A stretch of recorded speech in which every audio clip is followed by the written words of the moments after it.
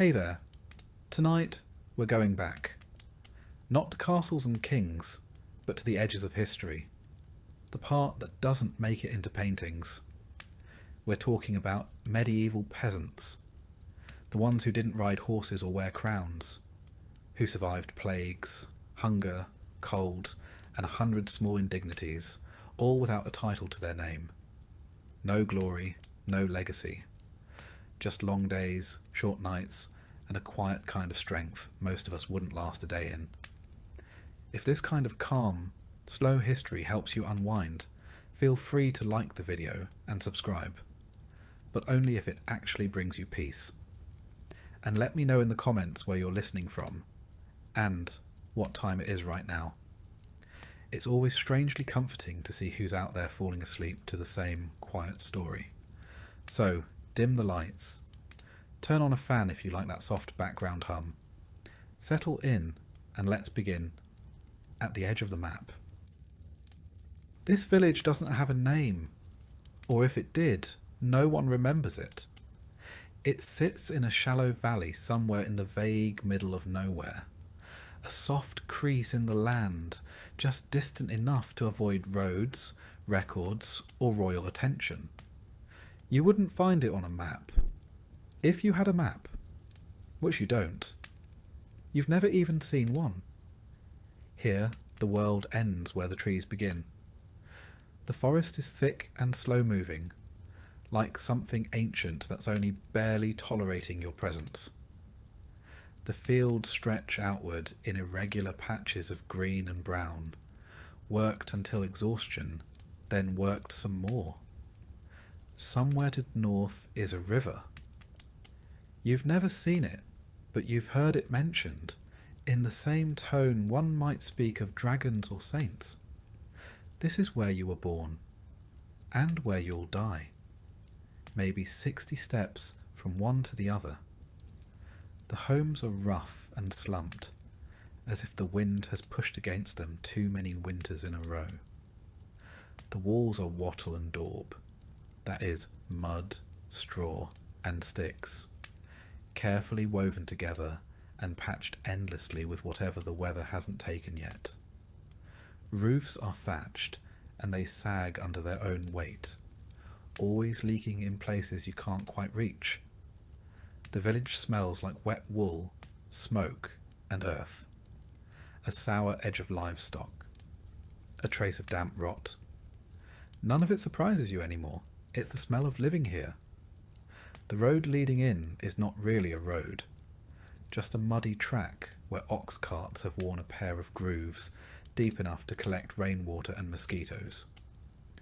No one important has travelled it in years, perhaps ever. Most days pass quietly.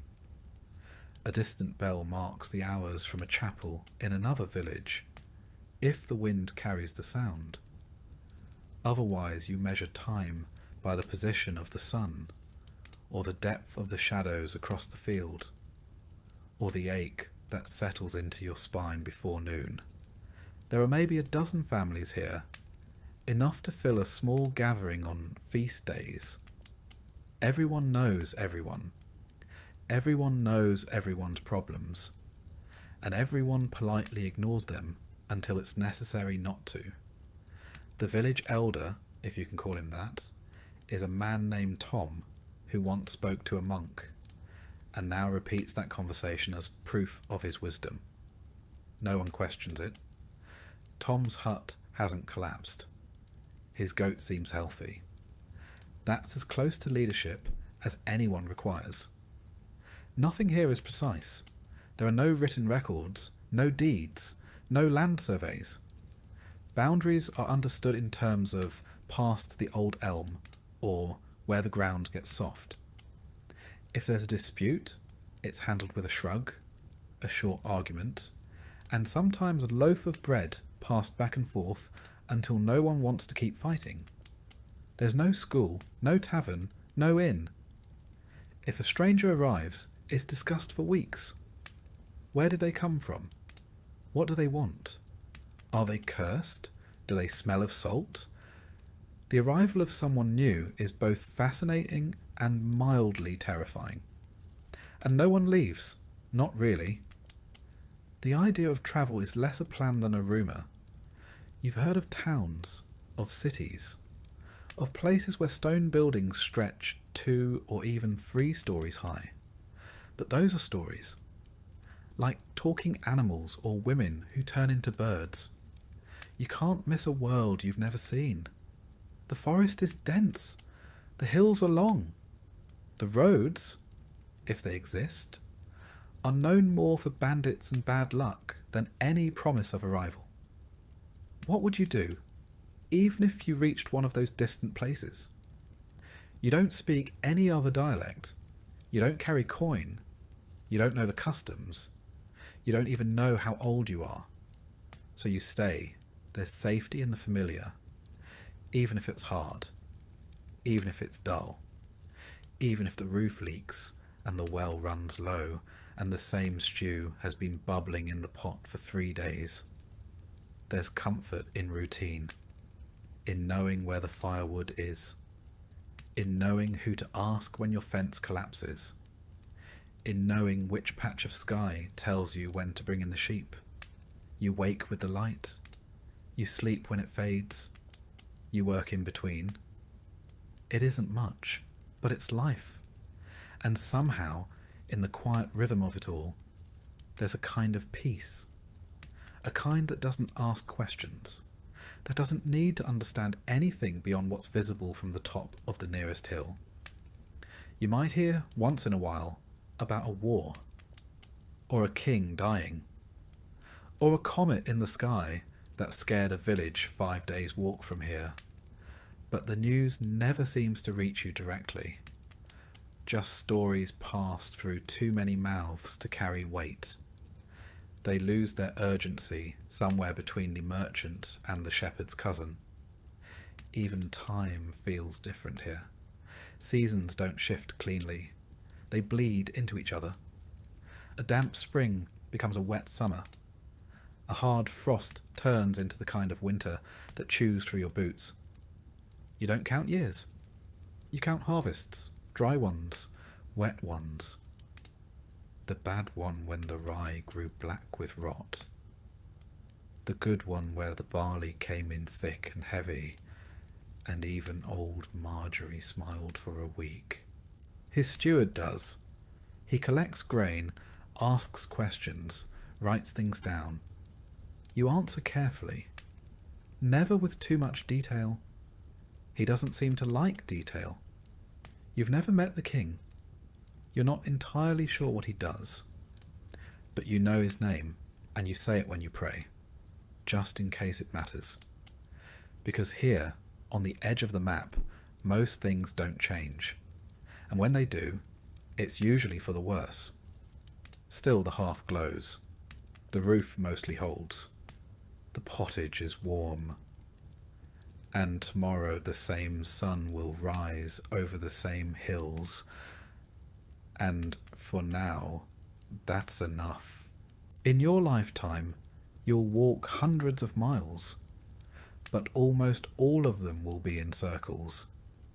Most people in the medieval countryside never travelled more than a few miles from where they were born. Not because they lacked curiosity, or energy, or boots, though boots were often a luxury, but because the world beyond the next hill didn't really belong to them, and the idea of going to find it, that felt as far-fetched as flying. You grew up learning the names of every patch of land between your home and the edge of the field. You knew the shape of every tree stump on the path to the well. You could tell who had walked the road by the depth of their footprints in the mud. Everything beyond that started to feel theoretical. The next village over might only be 5 miles away, but it may as well have been a foreign country. You'd heard stories about it. Who married who stole a goat, who said the priest snored during mass. But you hadn't seen it, and you likely wouldn't, because travel was dangerous. Not in the fun, thrilling way. In the quiet, exhausting, possibly fatal kind of way.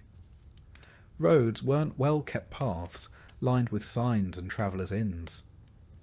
They were mostly muddy tracks through forests, fields, and long stretches of very empty, very silent land.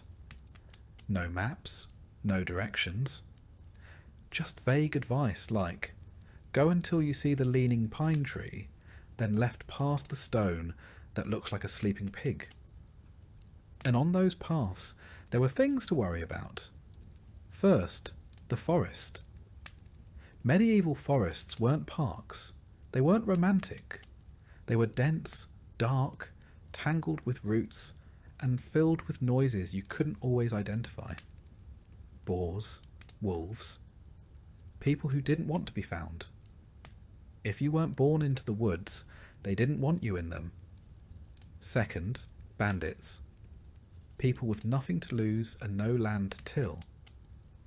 Travellers were vulnerable, especially if they looked even vaguely well fed.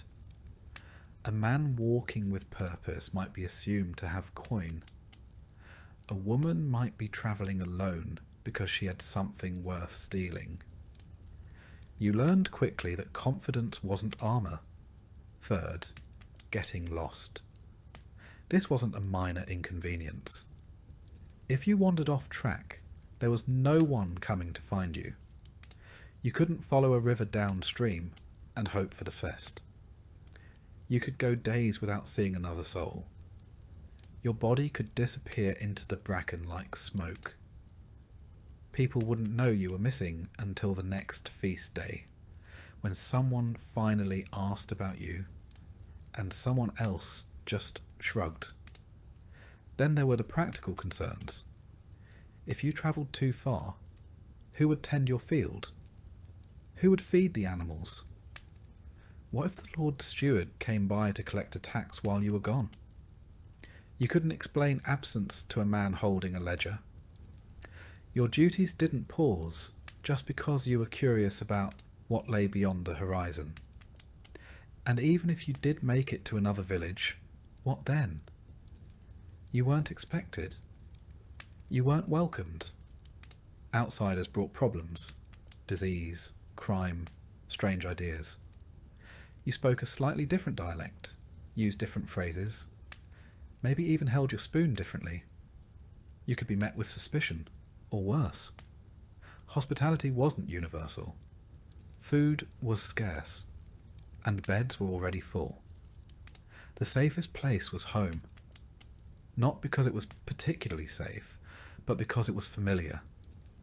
You knew which part of the roof leaked, which chickens wandered too far, which neighbour might lend you a tool without asking too many questions. Out there, no one owed you anything. Still, people did travel sometimes. Not peasants usually, but merchants, monks, messengers. People with protection, or a purpose, or both. You might see them once or twice a year, coming through with carts full of wool or salted fish, trailing stories behind them like campfire smoke. They spoke of cities where buildings were made of stone, and shops sold spices, and people walked streets that didn't turn to soup every time it rained. It sounded impossible. You listened, but you didn't dream too hard. Because even if it were true, what would you do in a place like that? You couldn't read. You didn't own coin. You wouldn't know which customs were expected. The city could swallow you whole, and no one would even know your name. So you stayed. Not because you were afraid, though sometimes you were, but because you had things to tend, a fence to mend, a niece to watch over, a bit of barley to dry, and a dozen other tasks that all needed doing before the sun dipped below the tree line. And because, truthfully, you didn't need the world to be bigger than it was. The village was enough. It had gossip and conflict and weather and sickness and fleeting joys. It had the rhythm of bells and the turning of seasons and the quiet pride of surviving another day. Sometimes you dreamed of seeing what was beyond the woods. But most days you just hoped the stew wouldn't burn while you fetched water. The village was enough. It had gossip and conflict and weather and sickness and fleeting joys. It had the rhythm of bells and the turning of seasons and the quiet pride of surviving another day. Sometimes you dreamed of seeing what was beyond the woods, but most days you just hoped the stew wouldn't burn while you fetched water.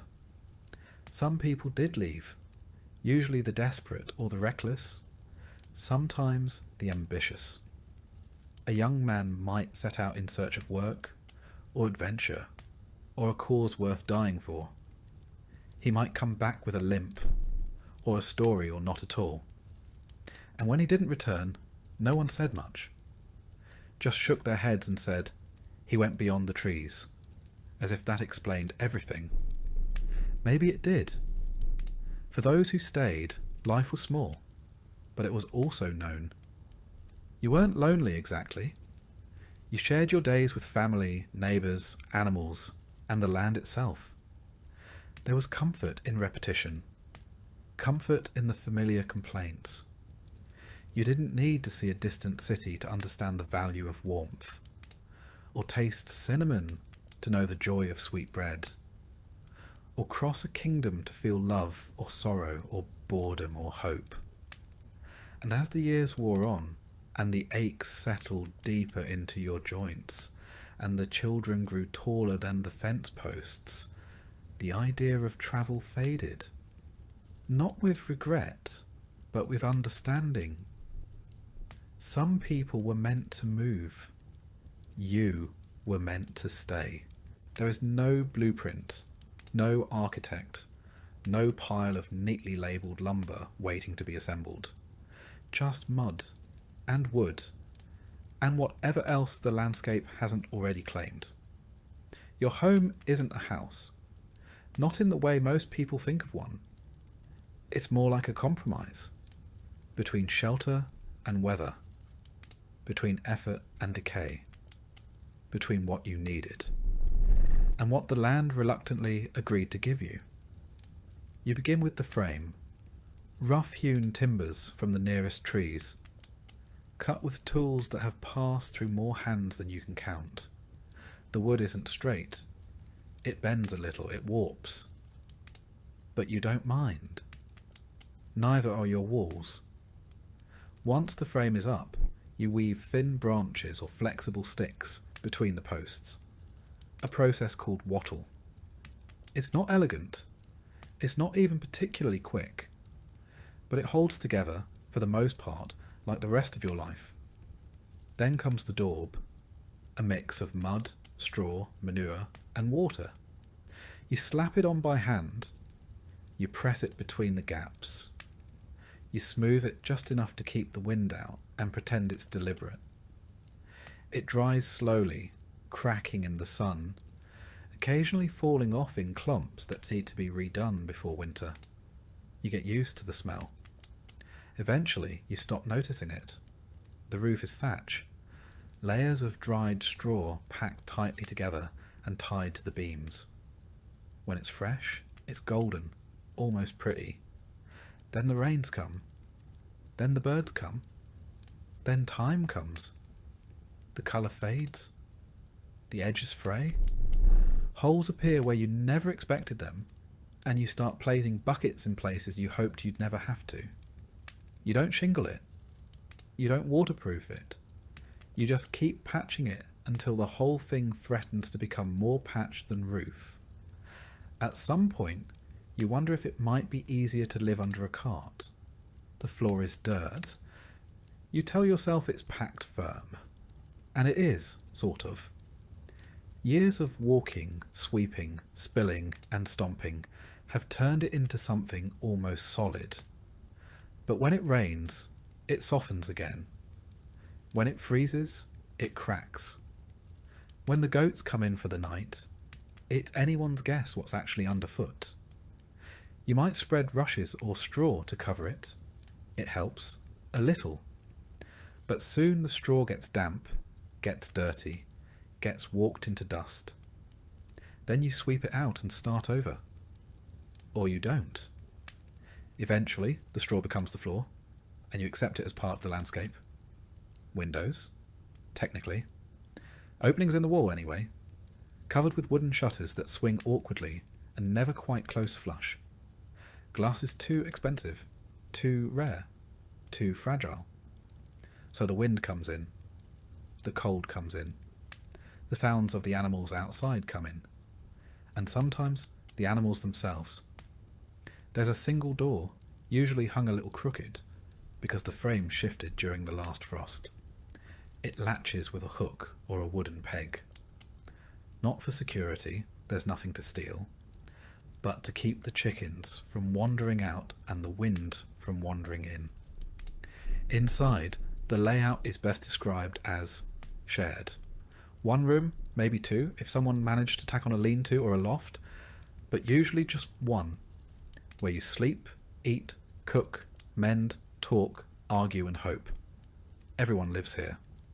Parents, children, a cousin or two, a grandparent, maybe a neighbour's child whose parents are sick, or gone, or both. There's a hearth in the centre, built of stone if you're lucky, clay if you're not. The smoke rises through a hole in the roof. More or less, there's no chimney.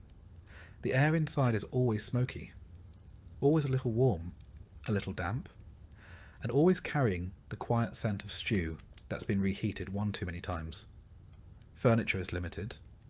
A table, a bench, maybe a stool, a chest, if someone in your family was unusually good at carving or very lucky in marriage. Beds are wooden frames stuffed with straw or feathers, often shared, usually squeaking. Blankets are wool, heavy, rough, never quite dry. There's storage in the rafters, garlic, onions, herbs, maybe a small ham if the pig was kind that year. You can smell the difference between early winter and late spring just by the air above your head. Sometimes it's comforting.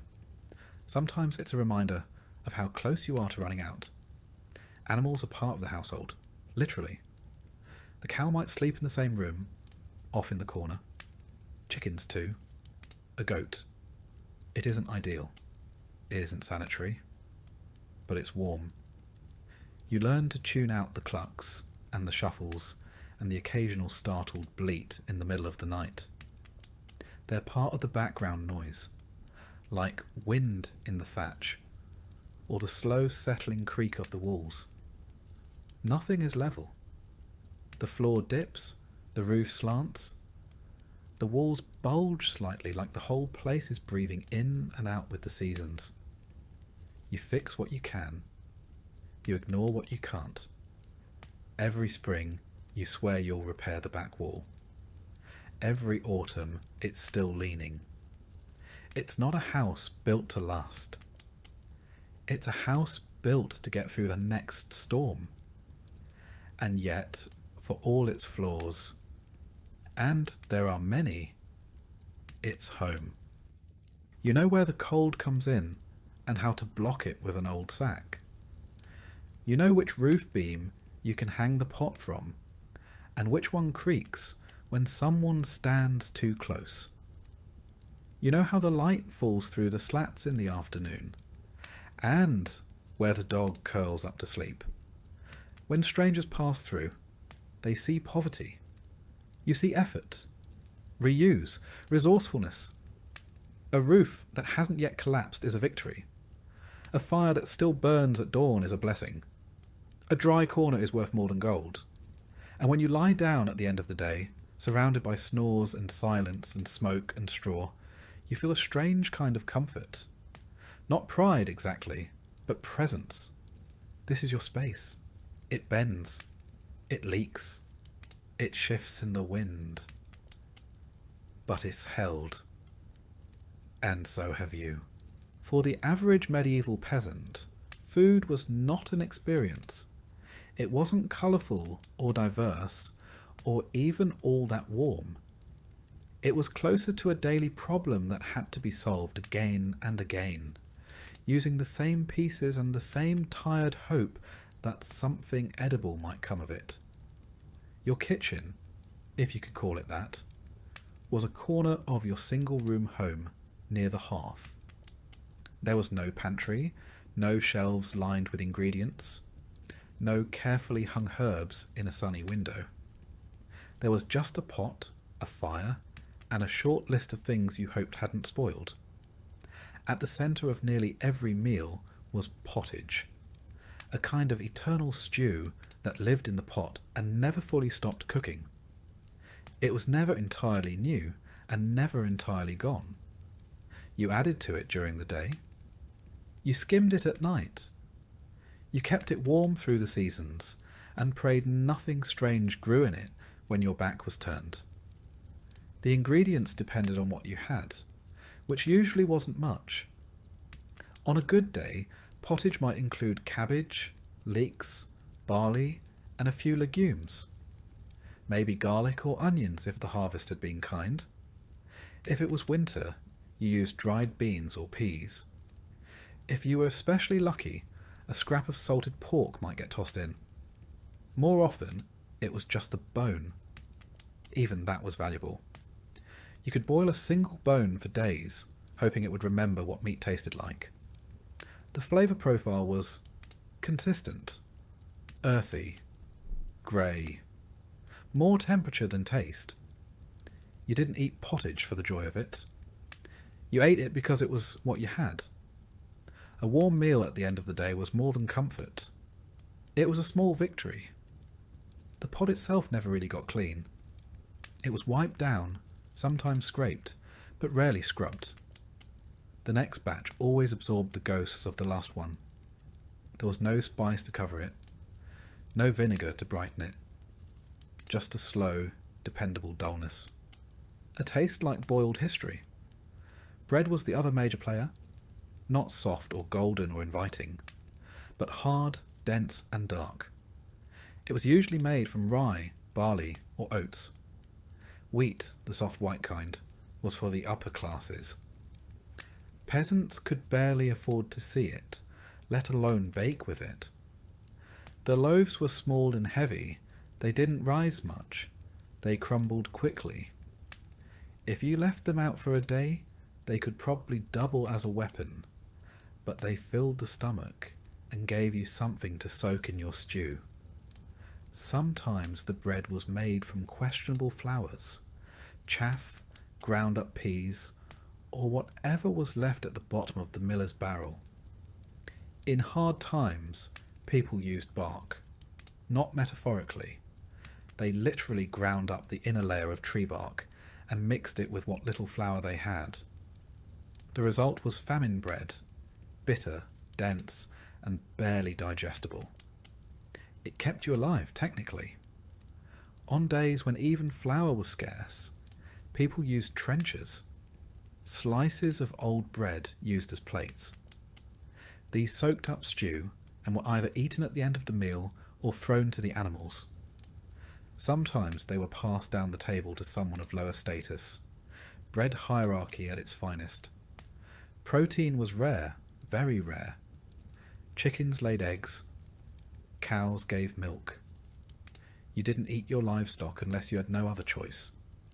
When you did, you used every part: meat, fat, organs, bones. The blood was used for puddings.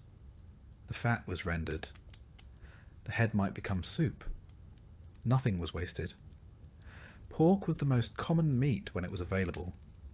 Pigs were efficient, and their salted fat flavoured many dishes, often turning something barely edible into something vaguely pleasant. But pigs were slaughtered only when necessary. A whole pig meant weeks of planning, salting, hanging, boiling, and storing. Fishing was an option if you lived near water, but even that came with restrictions. Many rivers and lakes were controlled by lords, and a fishing without permission could earn you a fine or worse. When you did fish, it was for eels, small river fish, or anything that wouldn't immediately rot. Salted herring, if you could get it, was a prize. The church dictated a fair bit of your diet too. On Fridays and during Lent, meat was forbidden, so you pivoted to fish or went without. In more creative times, beaver tails were classified as fish, a theological workaround that few questioned because it meant having something to eat. Milk was common, but also fragile. You had to use it quickly or turn it into cheese or butter. Butter was a luxury in some homes, used sparingly. Cheese was harder, tangier, and often quite dry. If you had a few good rounds stored away, it meant the cow had been generous that year.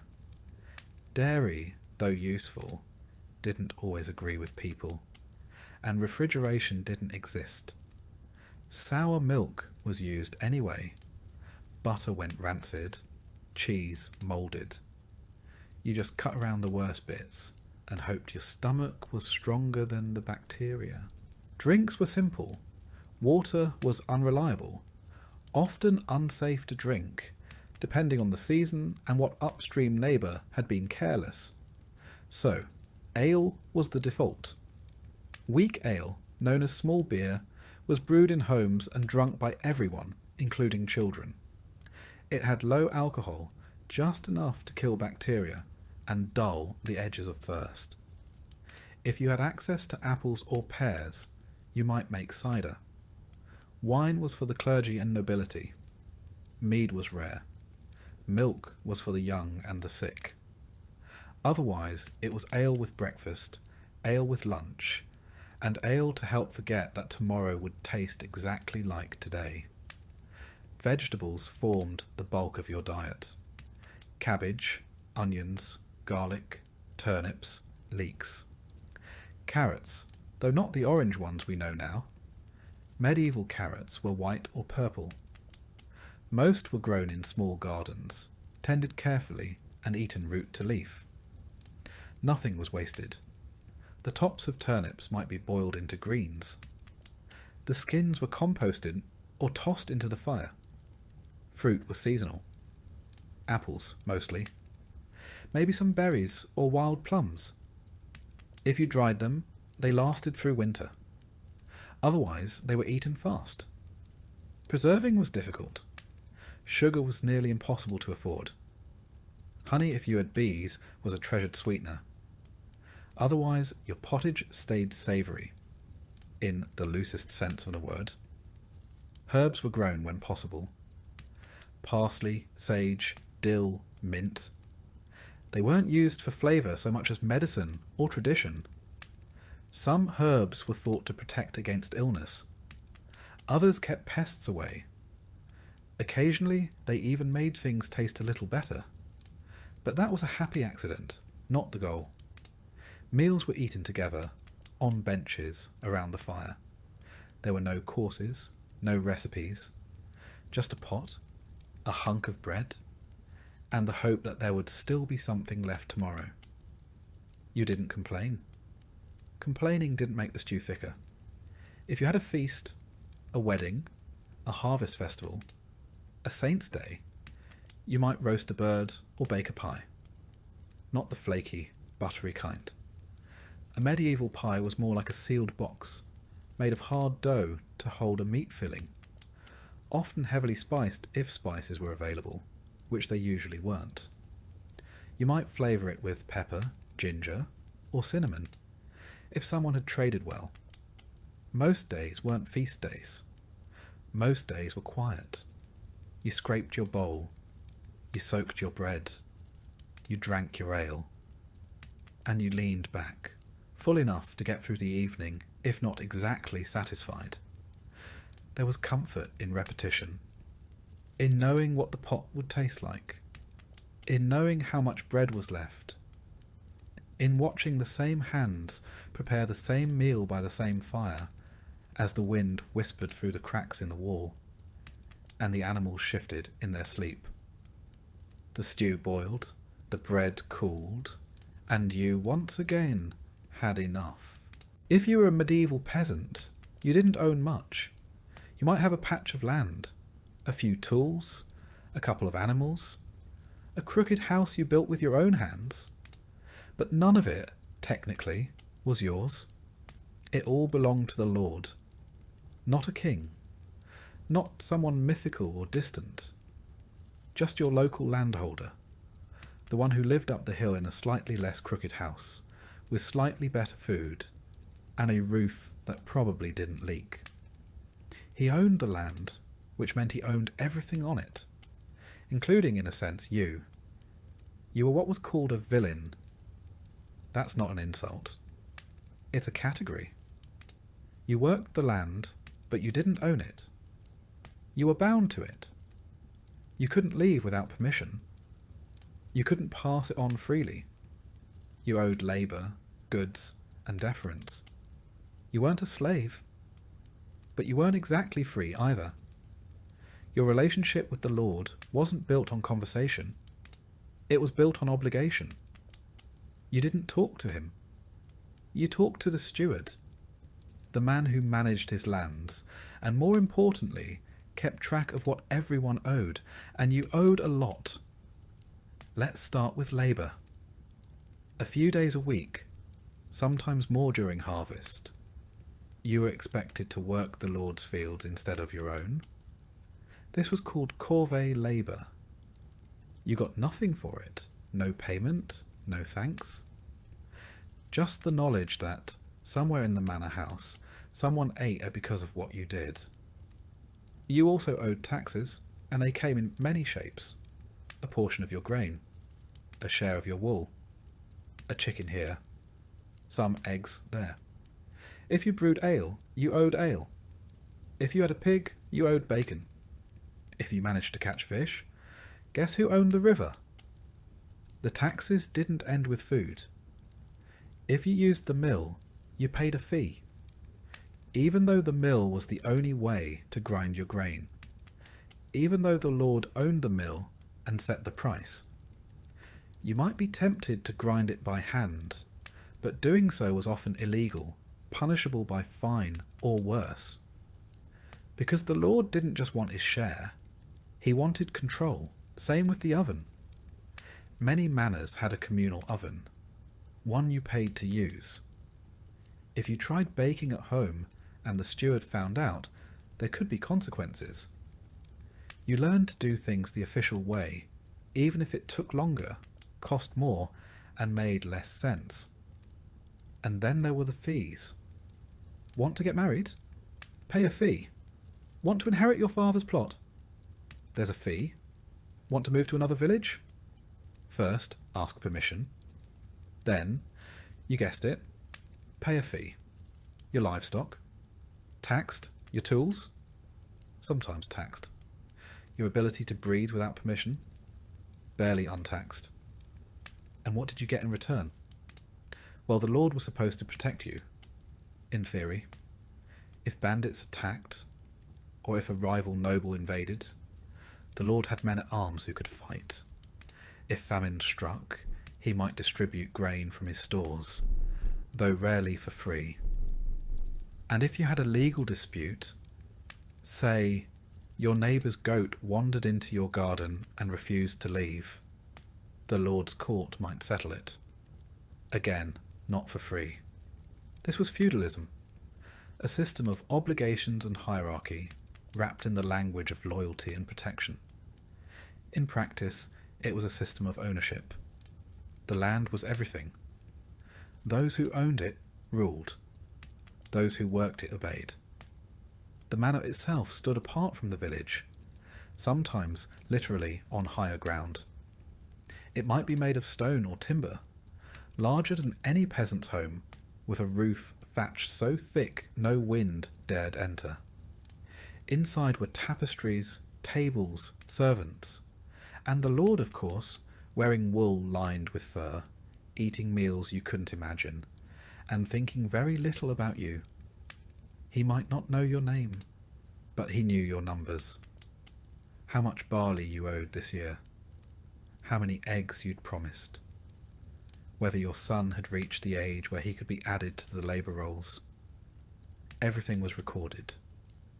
Not by you couldn't read, but by the steward, the reeve, the bailiff.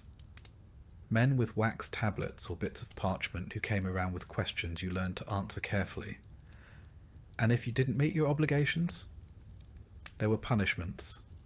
Fines, usually, more goods taken, days added to your labour. In extreme cases, your tools could be confiscated, or your land reclaimed, or your house, your goats, your dignity, all of it, gone. You didn't resist. Resistance wasn't rebellion. It was foolishness. But here's the strange part. The system worked. Not because it was fair, but because it was stable. It had rules, predictable if harsh. You knew what you owed. You knew what was expected. There was no guessing, no sudden surprises. Just a steady, grinding rhythm of give, give, give. And occasionally, just occasionally, the Lord would give something back. A feast day where food was distributed. A holiday where labour was waived. A kind word, perhaps, spoken from horseback. Not enough to balance the scales, but enough to keep things from tipping. The relationship was never friendly, but it was enduring. Your lord might be young or old, kind or cruel, present or distant, but he was always above. You didn't question that. You bowed when he passed. You removed your cap. You used the right words, not because he deserved it, but because you didn't want trouble. And maybe, deep down, because a small part of you still hoped that one day you might be noticed, rewarded, lifted, even just a little. It almost never happened, but that's how the system stayed alive. Not just with fear, but with the faintest suggestion of hope, that if you worked hard enough, obeyed long enough, prayed loud enough, something might change. Meanwhile, the steward kept walking, the reeve kept writing, the mill kept grinding, and you kept digging your hands into the soil, year after year, season after season. There was no retirement, no bonus, no upward mobility, only the quiet knowledge that you had fulfilled your role. You had done what was asked. You had made it through another year under the weight of someone else's title. And as long as the Lord was pleased, you were allowed to go on living. Long before the Black Death swept across Europe and etched itself into history books, medieval peasants were already well acquainted with sickness. Not the kind of illness that came and went with the seasons, though there was plenty of that too, but the slow, constant presence of something always waiting to go wrong. Infection, fever, wasting, swelling, coughing. Disease wasn't an event. It was a feature of life. You didn't need a continent-wide catastrophe to be laid low. All it took was a small cut, a single flea, a bit of water that looked clear but wasn't. And unlike weather or taxes, illness didn't follow rules. It arrived without warning, and it rarely left quietly. There were no hospitals. Not really. If you were lucky, your village had a wise woman, maybe a midwife, someone who knew which herbs to boil and which ones to burn. If you were extremely lucky, there might be a monk nearby, literate, well-meaning, and slightly more effective than random prayer. But for the most part, when you got sick, you stayed home. You lay in bed, you sweated through your shirt, and you hoped. Most people didn't understand what caused disease. The word germ hadn't been invented yet. Microscopes were centuries away. What you had were theories, old ones, confusing ones, and often wrong ones. Some believed in miasma, bad air that carried disease through smell. If a village reeked of rot, manure and smoke, it was assumed to be dangerous, which, in a way, was correct, but not for the reasons people thought. To combat the bad air, People stuffed herbs into their clothes, carried flowers in their sleeves, or walked around with vinegar-soaked rags pressed to their faces. Not pleasant, not helpful, but deeply believed. Others blamed divine punishment. Illness came from sin, from impure thoughts, disobedient acts, or general moral decay. If your child fell ill, it was a test. If your crops failed and then your body failed, it was probably your fault. Or your neighbours, or both. There were local traditions too. Some thought illness came from the evil eye, a glare from someone jealous or angry. Others blamed moon phases, animal spirits, or grumpy saints. One particularly popular explanation was that sickness entered the body through the soles of the feet. The solution? Boil them. And if that didn't work, burn something nearby. Possibly your mattress. The cures were as strange as the causes. If you had a fever, you might be bled. A local man would arrive with a blade, a bowl, and more confidence than training. Sometimes leeches were used, sometimes sharp stones. The idea was to balance your humours: blood, phlegm, yellow bile, and black bile. If they were out of sync, so were you. No one ever saw these humours, of course, but they were blamed for nearly everything. For swelling, there were poultices, smears of mashed herbs, mud, or even bread, wrapped in cloth and tied to the body. Some worked, most didn't. A few made things worse. But the important thing was that something was being done. If your stomach ached, you might chew on charcoal. If you coughed blood, you might drink wine mixed with crushed pearls. If your eyes blurred, someone might whisper a prayer while blowing smoke over your head. If your leg turned black, you were probably out of options. And then there were the plague amulets, bits of metal or bone worn around the neck, sometimes inscribed with protective words, sometimes blessed by a priest. Some people buried onions in the corners of their homes. Others hung garlic above the door.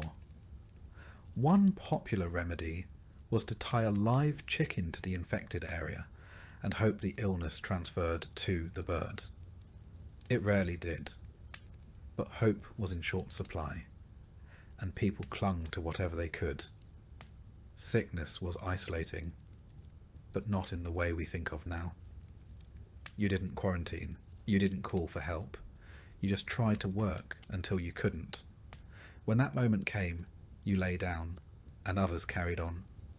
Children were fed, animals were fed, you were given broth maybe, and a few murmured prayers. Sometimes illness passed. The fever broke. The swelling went down. You walked again, slowly, with a new limp and a deeper respect for warm soup. Other times it didn't, and your family lit a candle. Plague, in the broader sense, wasn't always the dramatic kind that left bodies in carts. More often, it was a slow infection, skin turning dark, limbs swelling, a cough deep enough to rattle the walls. Smallpox, leprosy, dysentery. Even the flu could sweep through a village and leave half the population in bed. There were no case numbers, no charts, just stories. A traveller from another village said the cough had started there last week, or someone heard that 3 children had died near the river. You paid attention. You started boiling more water. You left herbs under the door. You kept your distance, even if no one said why. Death was not always feared, but it was recognised. People knew when it was near. They knew the signs. Breathing that slowed, skin that cooled, eyes that turned dull. There were prayers for the dying, soft ones, whispered by firelight. When the Black Death finally did arrive in the 14th century, It hit with a violence that dwarfed everything before it. But by then, the world was already familiar with sickness. The idea that you could be well in the morning and gone by night was not new. It was just happening more often. The plague came in waves, and each time it returned stronger, stranger. Buboes swelling in the neck and groin. Fever that stole the mind. Blood that darkened and bubbled. People died in days, sometimes in hours. Entire villages vanished. Fields went untilled. Bells rang too often. Some peasants tried to flee, but disease travels faster than feet. Others turned to religion, doubling their prayers, whipping their backs, promising to live better if they were spared. A few turned to violence, blaming outsiders, blaming sinners, blaming anyone but the wind. The church offered explanations and comfort and burial. Monks died in droves. Priests vanished. In some places, death became so common that the funerals were skipped. Bodies were buried in mass graves, often without names. And yet, life continued. People learned how to survive around sickness. They accepted it the way they accepted hunger or cold, not joyfully, but with a kind of tired resilience. They cleaned their homes more often. They shared herbs. They whispered new prayers. Some believed that surviving one sickness gave them protection against the next. Others didn't believe at all, but they got up anyway and milked the cow. Children grew up learning which plants to avoid, which ones to chew, and which ones to boil until they stopped smelling like feet. They knew how to wrap a wound, how to wait out a fever, how to tell when someone wasn't going to get better, and when you should stop hoping. And through it all, they didn't stop living. They married, they harvested, they shared meals, such as they were. They sat by the fire and retold stories of the last illness and the time someone's grandfather survived a winter fever with nothing but garlic water and stubbornness. Plague wasn't the end of the world. It was just another part of it. And for those who endured, survival became its own kind of resistance. A quiet, stubborn refusal to go quietly. A belief that tomorrow would come. And if it didn't, someone else would remember your name. Or at least the way you always added rosemary to the broth. Night in the medieval countryside wasn't peaceful. It was silent in the way a cave is silent. Full of creaks, distant sounds, and the kind of quiet that makes you notice how loudly your own body exists. The day ended when the light failed, and everything that wasn't already put away had to be dealt with quickly. Because once darkness fell, the world shrank to the size of your hearth. There was no artificial light, no candles burning freely into the night. Wax was too valuable. If you had a tallow lamp, it was reserved for emergencies or religious devotions. Most nights, the fire dimmed, the coals glowed softly, and that was all. And so you slept. But not in the way we think of sleep. Not in a single, unbroken stretch. Sleep in the Middle Ages came in 2 acts. First sleep, then a waking period, and finally a second sleep. This rhythm wasn't accidental. It was how people adapted to the long, lightless hours between dusk and dawn. You would drift into your first sleep not long after nightfall. The fire would be banked, the animals would have quieted, children would be hushed. The home, 1 room, maybe 2, would stretch out into stillness. If you had a mattress, it was stuffed with straw or feathers, possibly lumpy, often shared. If you didn't, you slept on woven rushes or directly on the earth, softened only by habit. Everyone slept together. Family, relatives, even servants. All in one shared space. Not out of closeness, but out of necessity. It was the only warm room in the house. On the coldest nights, even animals were brought inside. A goat near the door, a dog curled by the hearth, chickens in a basket. Warmth was more important than boundaries. There was no privacy. The idea of sleeping alone was associated with punishment, not comfort. The rich might afford solitude. Everyone else just made do. You turned to face the wall. You stuffed straw in your ears. You shared blankets. You breathed in each other's breath. And if someone snored, and someone always did, you got used to it. First, sleep lasted a few hours. Then, almost like clockwork, people would wake. It wasn't disturbing. It was expected. During this time, often around midnight, the world was still and quiet. Some people prayed. Others stirred the coals. Some used the chamber pot or stepped outside into the freezing air. Some reflected. Others whispered. It was a time of dreams too. Vivid ones. People believed this midnight space opened a thin veil between the living and the dead, between the sacred and the mundane.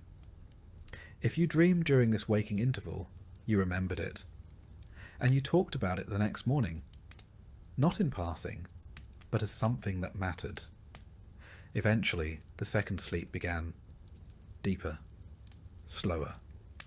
This was the sleep that healed. Or tried to. It was when the aches faded slightly, when the day's blisters cooled. If you were lucky, it was uninterrupted. If you weren't, you simply lay still and waited for dawn to give you an excuse to rise. The home didn't go silent at night. Not entirely. The fire crackled. Wind whispered through the thatch. A baby might fuss. A cow might shuffle its hooves. Sometimes the night was broken by coughing, the wet, rattling kind that never seemed to end. And everyone noticed, but no one said anything. It was understood. The fear of the dark was real, and not irrational. The night carried real dangers, both imagined and entirely physical. Wolves, for instance. In some regions, their howls came close enough to the village to raise hairs on the back of your neck. They weren't just creatures of legend, they were real, and hungry. Then there were thieves, rogues, strangers, fires that started from a careless coal, roofs that groaned under snow, and less explainable things. Ghosts, spirits, demons, witches. You didn't talk about them openly, but you knew they were out there. To protect the household, you followed rituals. You placed iron by the door, made the sign of the cross above the hearth, whispered protective blessings over the straw mattress, hung herbs, rosemary, sage, rue, above entryways. Sometimes you tied a bit of string around a child's wrist, just in case. Even with protection, some families believed that sleep left you vulnerable, that the soul wandered while the body rested. So people tucked in carefully, covered mirrors, faced the bed toward the fire, avoided sleeping with their feet pointed toward the door. The cold was its own enemy. It seeped through walls, through thatch, through poorly sealed doors. People didn't sleep under mounds of blankets. They layered wool, fur, cloaks, tunics. The idea of undressing for bed would have seemed absurd. You slept in your clothes, sometimes in your boots. There was a comfort to sleeping next to others, but also discomfort. Someone always shifted. Someone always murmured. There were elbows, knees, the occasional surprise from the family dog. But this was normal. You didn't expect silence. You expected closeness. And in that closeness, you found a strange kind of security. You heard your father breathe, your child twitch, your grandmother mutter a prayer in her sleep. It wasn't peaceful, but it was human. It was shared. When you dreamed, your dreams mattered. A field of wheat might mean prosperity. A snake, illness. A broken tooth could mean death. You learned to interpret these things. Or you found someone who could. The village had dream readers. Not officially, but everyone knew who to ask. The church had its own ideas. It warned that some dreams were from the devil, that sleep was a time when temptation could slip in. You were told to pray before bed, to avoid certain thoughts, to keep your soul ready in case the night was your last. Because it could be. People went to sleep and didn't wake up. Illness could take hold while you rested. A fever could rise. A cough could deepen. And by morning, someone might be gone. Quietly, as if stolen. This uncertainty gave every morning a slightly reverent tone. When the light returned, and the rooster cried out, and the coals were stirred back to life, it meant you'd survived again. You sat up slowly. Every joint reminded you of your age, no matter how young you were. The cold bit your nose. You wiped your face. You looked around and counted bodies. Everyone who stirred was accounted for. Everyone who didn't was checked on. And then, once the living were confirmed, the day began. Water was fetched, bread was prepared, animals were fed. The dream you had, if it was important, was shared, and the memory of the night faded, not erased, just softened, folded into the next stretch of time. In winter, sleep came early and stayed late. In summer, it shortened, but the rhythm remained. First sleep, a waking hour, second sleep, a world without clocks, but not without routine. And for all its discomfort, there was something grounding in that rhythm, something honest. You didn't aim for comfort, you aimed for endurance. And if you happened to find rest along the way, a moment of warmth, a particularly quiet night, a dream that didn't leave you afraid, that was a gift. One you didn't question. One you didn't expect to gain too soon. Some years, you're simply hungry. Other years, you're in a famine. It's not the same. Hunger is manageable. It has rules. You stretch food. You ration. You hope. But famine breaks the rules. It's when the fields fail, the root cellar is bare, and there's no more pretending that next week will be better. It's when food becomes an idea more than a substance. In a medieval village, you often saw it coming. It started in the spring. Too much rain, or none. The barley came up patchy. The beans flowered, then browned. The cabbages cracked open too early. The wheat heads stayed stunted, bowed like they were already mourning something. You noticed. Everyone did. At first no one said it, but the looks were exchanged, the calculations made, quietly, internally. How much is left from last year? How much seed can we keep? How much can we afford to eat? The answers were never good. The hardest part was knowing what to do next. Not in winter, but in summer. Because that's when you had to choose between planting the seeds or grinding them into flour, between saving for a harvest that might never come, or feeding your child one more bowl of something warm. And so the portions began to shrink. The stew got thinner. The bread got smaller. The bowls didn't come back empty. They just came back less often. You didn't panic. Not yet. You told yourself this happened once before, or that another village might have extra, or that the manor stores could fill in the gaps. Hope was still on the table, just not much else. By August, it became harder to ignore. By September, it became impossible. You stopped feeding the animals first. Chickens were quiet. The goat's bleating grew hollow. The dog, if you had one, stopped barking and started following you more closely, like it understood it was next. Bread became ritual.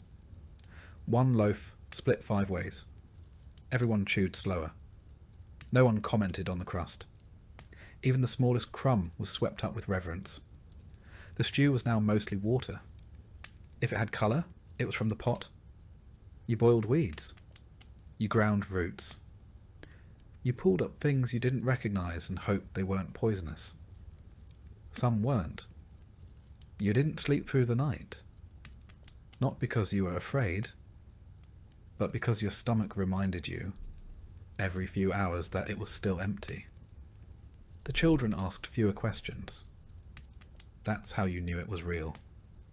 They didn't ask when the bread was coming. They didn't ask for honey. They didn't beg for stories. They sat close to the fire and stared. They learned how to wait. And your neighbours? You stopped seeing them outside. The village quieted. No more laughter in the lane. No more arguments about sheep. Just the occasional cough or crack of firewood. Famine didn't make people cruel. It made them silent. Sometimes someone would bring back a rabbit, or a bird, or a handful of acorns that could be soaked and ground. You chewed them even when they still tasted bitter. You smiled anyway. Not because it tasted good, but because it was something. You tried not to resent the manner. Sometimes they gave grain. Sometimes they didn't. The steward came around less. That was good and bad. Good, because he wasn't there to take anything. Bad, because he wasn't there to help either. His silence said more than words ever could. The church did what it could. Bread after mass. Alms for the poorest. But they too were stretched. You prayed more. Not out of faith, but out of repetition. Words are easy when your hands are too tired to do anything else. Some left the village entirely, packed up and wandered to find work or food or God. Some returned. Some didn't. You never asked what happened. You were too tired. The body changes in famine. You feel your ribs first, not from the outside, but from within, like they're too close to your skin. You stand up slower. You bruise easier. You wake up with your hands clenched, like they're still gripping tools you can't afford to use anymore. And the cold hurts more. The fire is your best friend. You spend more time tending it than you ever did cooking on it. You sit close. You sleep facing it. You feed it even as your belly goes empty. Because heat is the one luxury you can still provide. By now you've eaten everything that could be eaten. The roots, the weeds, the dried beans, the stale flour. You've boiled bones 3 times over. You've soaked bark. You've baked famine bread that cracked your tooth. And when the food was gone, you looked to the things that weren't food, but might become food in the right light. Leather, boiled and salted. Not delicious. Not satisfying, but technically chewable. You found a rat once. You didn't scream. You thanked God. Then you hid it. Cooked it alone, told no one. You still feel guilty. But you don't regret it. The dreams become strange. You dream of feasts.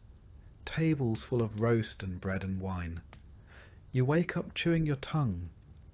You dream of boiling things over and over, even though you haven't boiled anything in 3 days. You dream of animals coming back, of green shoots breaking through snow. You dream of your childhood, when hunger was simpler, and some nights you dream of being full. You wake from those crying. The graveyard grew slowly at first, then quickly, then too quickly to keep up. You knew someone had died when the church bell didn't ring. It meant there weren't enough hands to lift the rope. The grave was shallow. The prayer was short. The mourning was silent. Everyone had their own hunger to manage. You wanted to mourn, but you couldn't afford the emotion. You held it back, like everything else. Then, like every famine, it ended. Not suddenly, but steadily. Rain came, and it stayed. The ground softened. Seeds germinated. Plants reached up, weak but real. You had enough energy to hope again. You saved the first harvest for others. Children first. Elders next. You took the smallest bowl. You smiled as you passed it. And when the first good loaf came out of the oven, cracked on top, dark on the bottom, you stared at it before you ate. You remembered every day you went without, every trick you used, every lie you told to spare someone else. You ate slowly, and this time it filled you. By the time you could walk, the church had already marked you. It had taken your name at baptism, blessed your breath with Latin you'd never understand, and stitched your soul into a system that extended far beyond your village. You belonged to the church not because you chose to, but because there wasn't another option. In the quiet corners of your life, those dim early mornings before the fire had caught, those wet nights when the wind howled through the shutters, you felt its presence like gravity. It didn't just exist beside your life. It organised it, judged it, taxed it, forgave it, and defined what came after it. The church wasn't a place you visited. It was the air around you, the road beneath your feet, the rhythm of your year. It was the voice that murmured over your grave, and the one that whispered about it decades before you got there. The village priest, often the only person who could read, was not just your confessor. He was also your calendar, your counsellor, and the nearest thing to an oracle you had. He held the mysteries of the sky and the stories of the saints, and knew why a pig might die or a storm might come. He walked through the village like a man carrying both blessing and threat in his robes. You brought your sins to him in whispers, hoping he wouldn't look disappointed. You tried not to think about what he knew.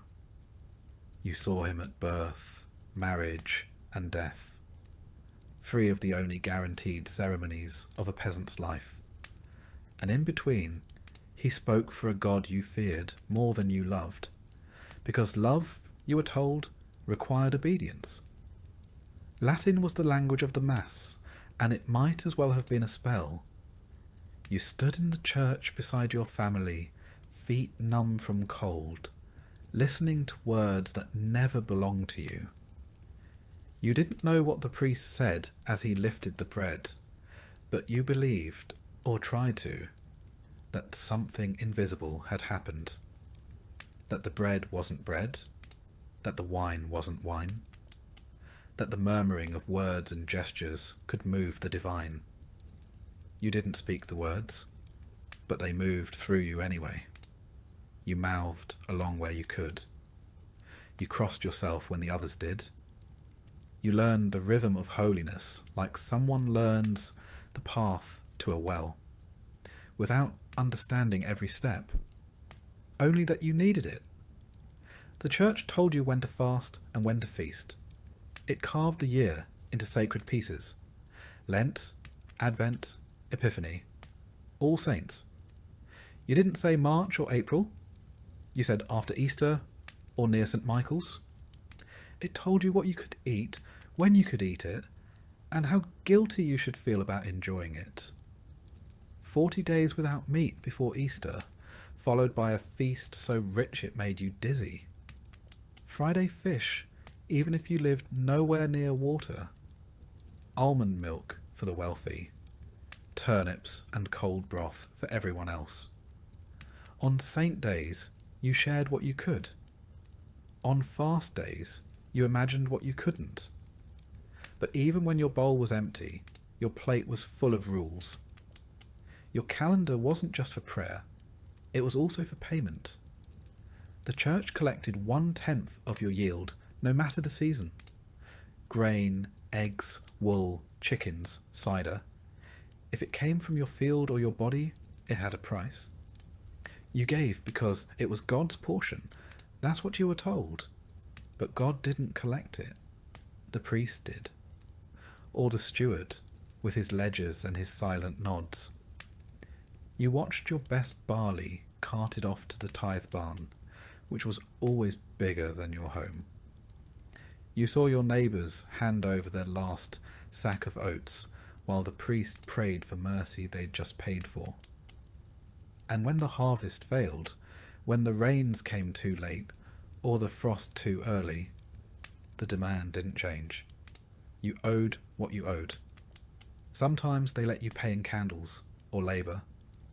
Sometimes they didn't. Sometimes the debt grew so heavy it bent your back even when you stood upright. But the church didn't just take. It gave too, though not always in the way you wanted. It gave stories. It gave structure. It gave reasons. When your cow died without cause, the priest told you which saint to pray to. When your child fell ill, he told you it might be a test or a punishment or the devil slipping in through a crack in your belief. He offered blessings and sacraments, told you to light a candle or visit a shrine. Sometimes he gave you a scrap of relic, an old bone, a tooth, a ribbon soaked in some forgotten martyr's blood. You held it like treasure. Sometimes it worked. Sometimes it didn't. But even when it didn't, it was better than nothing. There were saints for everything. Saint Apollonia for teeth. Saint Isidore for ploughing. Saint Sebastian for plague. You didn't know where they were buried or when they lived. You only knew their names and what they could fix. Their stories were half memory, half magic, told in flickering firelight by people who weren't sure where truth ended and legend began. You called on them when you had nothing else. You whispered their names as you stirred the pot or knelt in the field. You made deals with them, promised bread or fasting, or a pilgrimage if only they'd help you this once.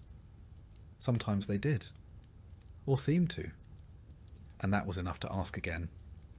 Pilgrimage was a holy journey, but also a way to leave. For a few days, you stepped outside the same 5 miles you'd lived your entire life. You walked roads you didn't know, toward shrines you'd only heard of. You carried your prayers with you, strapped to your back, clutched in your hands. You slept under hedges or in the corners of barns. You arrived footsore and raw, stood before a bone or a statue, and hoped something would shift inside you. Sometimes it did. You returned not healed, but changed, or at least tired enough to believe you had been. Even death was a ritual choreographed by the church. When you felt it near, you sent for the priest. He came with oil and words. He touched your forehead, prayed over your body, tried to ease your soul into what came next. Your family gathered. The candles were lit. The bell might ring if someone had the strength. You were buried on sacred ground, beside others who had walked the same path. And then came the masses. Your family lit more candles, paid for prayers, hoped the priest remembered your name in his chants. Because even in death, there were debts. The church taught that your soul might not go straight to heaven. It might linger in purgatory, a shadowed hallway between suffering and salvation. You could wait there for years, or centuries, or longer, unless someone helped, unless someone prayed, paid, lit enough candles, said your name often enough to pull you through. And so your family paid what they could. The poor gave bread, the rich gave land, all to shorten a stay in a place no one had seen, but everyone feared. Because fear too was part of the church's gift. The church explained the world when no one else could. It told you why the rains failed, why your child didn't wake, why illness took the young and spared the cruel. It told you that suffering had purpose, that obedience had reward. It gave you structure in the middle of chaos, and that structure, even when it burdened you, gave you peace. Not comfort, always, but peace. You never questioned the church's power. Not seriously, not out loud. You might grumble about the tithe or curse when the priest looked the other way, but you never stopped showing up. You didn't stop kneeling. You didn't stop crossing yourself when the bell rang.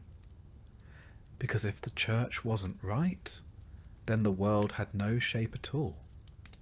And a world with no shape was a terrifying thing. Even when the priest drank too much, even when the bishop demanded too many taxes, even when the indulgent seller passed through town with a cart full of promises and a purse full of coins, you still believed, or you acted like you did, which, in the end, was mostly the same, because belief was less about what you thought than what you did. You didn't understand the Latin, but you understood the structure. You stayed inside it because it was the only way forward. And when you died, you hoped the bells would ring, and the candles would burn, and your name would be said often enough to matter. You hoped the saints still listened. You hoped your sins had been counted and forgiven in equal measure. You hoped the church, in all its weight and mystery and dust and gold, would carry you the rest of the way. You might think that after everything they endured, after the famines and plagues, after the tithes and taxes, and the heavy boot of the manor's authority, peasants would have risen up more often, that the weight of centuries of suffering would have built up until it cracked the walls of their villages, until one cold morning the frost would thaw and something inside them would snap. You might think they would have gathered in fields and marketplaces, tools in hand and fire in their hearts, shouting that they would kneel no longer. But they didn't. Not often, not for long, and never all at once. There were revolts, yes, the peasants' revolt in England in 1381, the Jacquerie in France a few decades earlier. Small uprisings scattered across Europe like stones thrown into a still pond. Angry voices in places where the lords had taken too much, pushed too hard, taxed one coin too many. Sometimes the spark caught. A tax collector's house burned. A steward run out of town. A banner lifted. But those fires burned fast and were snuffed out even faster. They ended in executions, in gallows built in village squares, in silence heavier than the one that came before. The world didn't change. The grain still had to be sown. To understand why peasants didn't revolt more, you have to stop thinking of them as naive or cowardly. They weren't. They were survivors. Not of single tragedies, but of unbroken hardship, sustained year after year. They lived in a world of low ceilings, where hope was something rationed like grain. They didn't lack courage, they lacked margin. In a life where every day was spent just trying to keep the roof patched and the soup warm, there was no space left for rebellion. You could plan a revolt, or you could dig potatoes. You couldn't do both. The truth was, the system worked. Not because it was just all kind or efficient, but because it was ancient. It had sunk its roots into the habits of generations. It didn't need to be explained. It simply was. You owed labour. You owed grain. You owed the church its tenth, and the Lord his harvest. You owed a quiet nod when the reeve passed your door. You were born into that owing, and unless you were exceptionally lucky, you died in it too. But by staying within those bounds, you could survive. Barely, yes, but you could. The cost of stepping outside those rules was too high. The manor had soldiers, the church had excommunication. The king had no idea you existed, but he had laws that still bound you like rope. The penalty for defiance wasn't always death. Sometimes it was worse. Banishment, starvation. Your family left to carry the debt you tried to escape. Everyone had heard a story. A father taken. A mother whipped. A cousin who disappeared after refusing to pay. The stories were passed down not to stir rebellion, but to prevent it. Besides, rebellion often didn't feel like an option, because the people you lived beside were not strangers. They were your kin, your neighbours. You shared fields, tools, fences and prayers. Even if you hated the steward, you might still marry his daughter. Even if you resented the tithe, you still brought bread to Mass. The village wasn't a place you could leave easily, nor was it one you could tear apart without tearing yourself apart in the process. To revolt against the manor was, in some small way, to revolt against the rhythms of your own life. It's easy, centuries later, to imagine the peasant as a figure of eternal submission, head bowed, hat in hand. But this picture misses the complexity of their world. Submission wasn't servitude, it was negotiation. Most peasants did not simply suffer. They adapted, they bartered, they bent. They found cracks in the walls and made homes in the spaces between the rules. A pig kept off the ledger, an extra sack of rye buried in the earth, a bribe given in eggs rather than coin. These were the rebellions they could afford. They were practical people. Their world was not governed by ideology, but by weather. The question was not what is just, but will this feed us through winter? And justice, if it ever came, was a luxury they didn't trust. Lords changed, priests were replaced, rules shifted, but the wind still blew, the soil still needed turning, and children still cried from hunger. You didn't revolt against that. You endured it. The church played its part too, and perhaps more effectively than the sword. It taught that suffering was holy, that endurance was righteous, that the meek would inherit the earth, though it never said when. You were taught that your trials were not punishment, but purification, that your obedience would be rewarded not in this life, but in the next. And if the promise of heaven wasn't enough, the threat of hell filled in the rest. Fire, torment, gnashing of teeth, all waiting for the proud, the rebellious, the ones who said no. And yet, the peasants were not passive. Their resistance was just quieter. They gossiped about the steward. They sang rude songs about the Lord's habits. They laughed when the priest stumbled on a sermon. They told stories at night of better days and better men. They found dignity in the smallest acts, a shared crust, a well-timed silence, a field tended just a little differently than the rule book said. Their rebellion was in the way they survived, despite it all. Not because they accepted the system, but because they made it bend just enough to let them breathe. Sometimes, of course, things changed. A lord died and his son was kinder.